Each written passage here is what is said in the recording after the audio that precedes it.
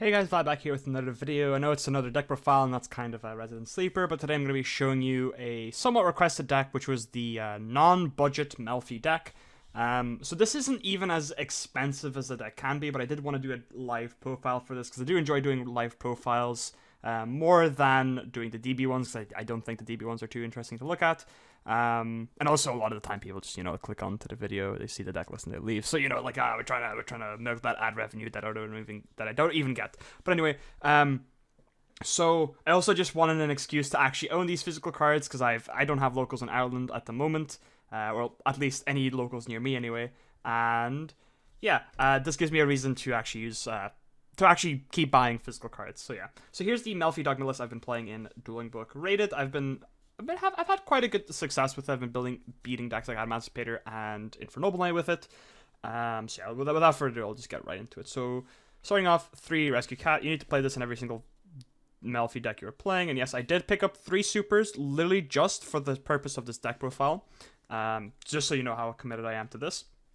I also legitimately think that this deck is really fun, and it'll get even better once Phantom Rage comes out, and I'm very excited for that. But yeah, Rescue Cat, best starter in the deck. It just does everything what you want it to. Nimble Beaver could be a good substitute for this, but I think the fact that this just puts a bunch of beasts in your graveyard to set up Melffy Hide and Seek is quite relevant.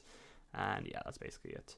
So then we have 3 copies of Melffy Puppy. Bounce, bounce itself, summon a beast from deck. Pretty good. If you don't know what all of these cards do, by the way, don't worry, there's a download link in the description so you can follow along if you haven't seen the budget Melffy video, or if you can't remember what they do. So don't worry about that. And then we have the 3 copies of Melffy Kitty. It grabs any beast, which includes the puppy and the cat, which is quite good, but it also grabs Hop-Eared Squadron, which is the main use of the card, essentially. And then 1 pony. This card adds back Hop-Eared Squadron and adds back the other Melffys, which is kind of nice. This is a nice one-off to have. It's just another nice Melffy name to have to search off of Melffy of the Forest in case you have nothing else really to search. It also is the highest attack Melffy, has 400 attack, Papow. Well, highest attack main deck Melffy monster anyway. And then we have 2 Countessa. This is what you usually summon off of Melffy Puppy. Just on summon, if it's summoned by the effect of a beast monster, it pops a card to the field, which is quite a strong effect. Just for your opponents, just being able to pop anything is quite good, and also just being able to continue racking up advantage, just because Puppy returns itself to hand, or all the Melffys return themselves back to hand, so they're safe from harm, and then you're able to repeat this process repeatedly, and it's nice. And then we're playing 1 Valorophon, the other Mythical Beast of the Forest. This card's nice. It's a tuner. Discard a card, bring back a level 2 or lower beast from grave and face up attack or face down defense position. So you're basically using it to bring back Countessa.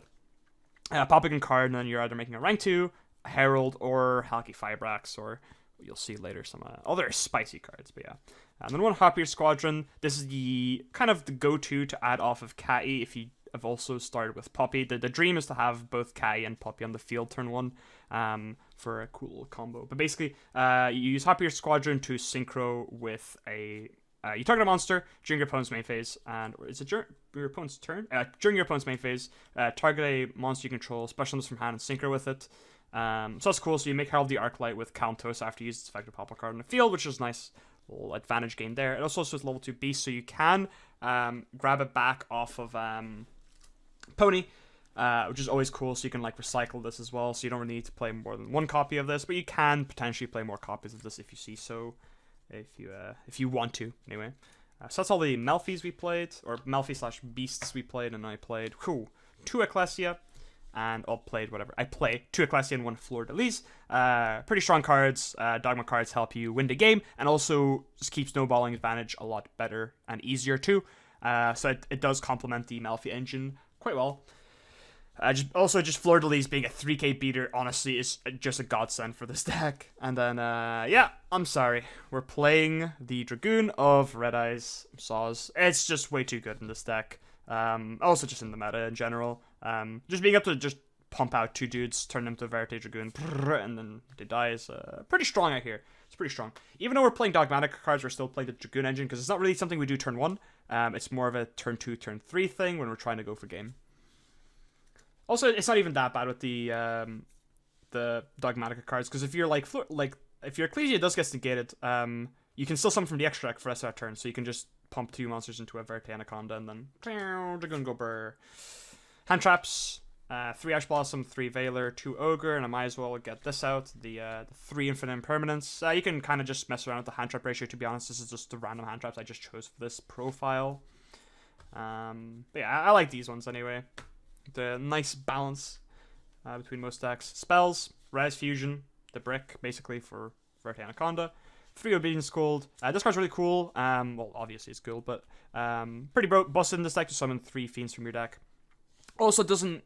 It also just is fine if you draw Ecclesia with it. Even though you can't special summon Beast for us at a turn, you can still normal summon. So since that you're going to be just making your play without normal summoning anyway because of Obedience Gold, you don't need to normal summon, right? So you can still just normal summon Ecclesia and just add a Fleur de Lis of Punishment. So it doesn't even it's not even that bad anti-synergy in this deck, which is always nice to have. Usually what you summon off this is 1 Kalantosa, 1 Puppy, and 1 Catty. But if you have drawn a Kalantosa, you don't want to summon it, so you'd rather summon like a Puppy or a Valeraphon instead. So keep that in mind for Obedience Gold. And then we're playing one of each of the Melffy spells, 1 Tag, 1 Hide and Seek. Hide and Seek's really good. I'd almost consider playing 2 of this, just because if this gets destroyed, there's no way to get it back. But I think the fact that it's just not a star card makes me not want to play more than 1 copy of this. It is just searchable whenever you need it to just shuffle back your beast into your deck. And also, it's not that much of a nightmare to put your beasts back anyway, because you can put them back with something like Cyframe Lord Omega, which we do play. And then Melffy Tag is nice just because it is an extender you can grab off of Melffy of the Forest, because you only have 1 normal summon per turn, and the Melffys don't special summon themselves except during the end phase. So this is just good to have. Also, this can bring back the rank 2 during your opponent's turn, so if you like trigger a Puppy or a Catty or whatever, you can respond with Tag, bring back the XYZ, and then your Tag resolves, bring back the XYZ, then the Melffy goes back to hand, resolves its effect, and then on a new chain, the Melffy of the Forest will be able to negate something, which is sweet. Cool. Definitely is something cool that you can do in this deck. Also, just lets you play around the Ice Dragon's Prison. You can just chain this and just like bring back whatever they're trying to target with Ice Dragon's Prison, which is something nice to keep in mind. And then last spell we play is Not So Budget Nadir Servant. This card's just absolutely amazing. Literally like a plus like 10,000 just off this card as alone. It's just absolutely amazing. Yeah. Kind of need to play it if you're playing Dogma cards, though. And for traps, apart from the 3 Infinite Impermanences, we have 2 Ice Dragon's Prison, 2 Dogmatic Punishment. Dogmatic Punishment's a lot better than Fleur de Lis in this deck, just because if you just draw this card, it completely starts your engine. Also, it's just a pop 2. It can stop your Dogmatic engine. It's just so strong. But you do have to keep in mind that when you are using this card, you want to kind of think about what you're going to be adding off of Catty if you do have access to Catty. Because if you add Rescue Cat off this and you have Punishment, it can be really risky because you won't be able to use the Rescue Cat on your turn. Well, sorry, you can use the Rescue Cat, but you're not going to be able to do anything off of it because the Punishment is going to be locking out of the extra deck, so you can't make any of your nice cards like Melffy of the Forest or whatever. But yeah, so yeah, just the 2 Punishment. You don't need 3. Ecclesia searches it most of the time anyway. And Ice Dragon's Prison is kind of like my personal tech for this deck. I think this card is phenomenal in the current meta. And yeah, it's good. Also, just the utility you have of just being able to bring back a tuner from your opponent's graveyard, and then just being able to just like link with it to make Halaki Firebrax is also very strong. It's also just some of the most strongest removal against combo decks in this format, I think. You can potentially play Solemn Judgment instead of this, by the way. Evenly does kind of hurt this deck, so you may need to keep that in mind. There's no real way to play around evenly in this deck, unfortunately. Well, I guess you could just not summon a bunch of stuff, but hey ho. So that's the 43 card main deck, I want to say. Now the extra deck has gotten quite different. So I'm only playing 2 Melffy of the Forest instead of 3. Only 2 because you don't really need the third one as much as it pains me to say that. And if you're ever making the third one, you're winning anyway. There's a lot. There's more ways to close out games in this deck anyway. So you don't really need the third one. And if you do need the third one, you can put it back off of like Hide and Seek, so it's not the worst. And then here's like another kind of cool tech I have, Mannequin Cat. So this card's really cool now. So I was thinking about like interactions. Like I was just looking at the rank 2s in this deck. For this deck, and I was like, okay, well, Sandayu is kind of like lackluster unless you make 2. And you can't always make 2 Sandayu unless you have like Obedience Gold and a dude, but you don't really want to do that a lot of the time because it's not like the strongest interruption. But Mannequin Cat is really sweet. So Mannequin Cat, basically, if you don't know what it does, you can detach material from it to target a monster in your opponent's graveyard, and then you special summon it to their side of the field. And its second effect is, if a monster is special summoned to your opponent's field while you control this monster, I don't know why that has that text, but you can target a face-up monster your opponent controls and summon a monster with the same type or attribute from your hand, deck, or graveyard. So why is this relevant? Well, you can target any light monster or any spellcaster monster to summon Ecclesia from your deck. Yes, Ecclesia is indeed a light spellcaster. So if you're playing in something like Eldritch and they special summon a Golden Lord, you can go, okay, Mannequin Cat effect, summon the Ecclesia from your deck. You can grab Punishment or Fleur de Lis or what have you. That's pretty sweet. And also just during your opponent's turn, you can just use it if they special summon too, which is kind of cool. You can just like grab Ecclesia on their turn, search Fleur de Lis, and that's a negate at the very least. That's cool. So yeah, I think Mannequin Cat's cool. It also has 2000 attack, which is quite good because attack points are hard to come by in this deck.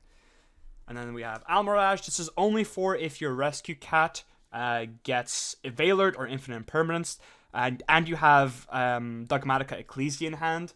Because if you have Ecclesia Rescue Cat and your Rescue Cat gets Impermanent or Veilered, you can't special summon your Ecclesia. But if you play Almirage, you can just turn your Rescue Cat into an Almirage and then special summon the Ecclesia and keep going. This is kind of just like a safety mechanism. It hasn't come up for me yet, but in theory it can, right? Then we have the Verte Anaconda to make Dragoon, the guy. One misses Radiant. This is quite, this is not the most necessary slot in the extra deck, but I think it's still kind of nice to have just because of Obedience School locking out of beasts, and it could theoretically come up. One Halki Firebrax, one Selene, one Access Code, bing bong bing, game. Halk summon Veiler into this. Veiler and Halk into this. This brings back Veiler or whatever spellcaster, and then makes Access Code. And that's called brrrr, you know? So yeah, pretty good. Helps you close out games. Unfortunately, a lot of decks just need to play Access Code nowadays, which sucks. So yeah. And then onto the Synchro. So this is the cool stuff in the extra deck. So Herald the Arclights here because hop your Squadron on any Melffy means you get to make a Herald in your opponent's turn, which is quite cool. But here's a new tech that someone on Twitter showed me. I can't remember their Twitter handle, but I'll if you know, you know, right? But basically, so Omega's here for punishment, for Dogmatic punishment, because it can also like shuffle back your like resources back into your deck. Also, it's something good to send off of Nadir Servant. However, we can actually make this in this deck because of Desert Locusts. So Desert Locusts basically when it's if it's synchro summoned, the turn player has to discard a card, and it also has a second effect, which is quick effect during your opponent's main phase or battle phase. No, it's just during main phase. It's not like Halka Fibrax. During your main phase, you can synchro summon using monsters you control, including this. So why is this good? Well, you can go Harpied Squadron, target Ecclesia, make this, force your opponent to discard a card, and assuming you have Countess as well, you're going to be using its effect to sync with the Countess and itself, and to make Omega. So you get to hand up your opponent for 2 during their turn, which is quite good. Unfortunately, one of them is chosen because Desert Locust makes it so your opponent chooses what they discard, but it's still quite powerful, I feel. Like, you can just simplify the game state very quickly just to be able to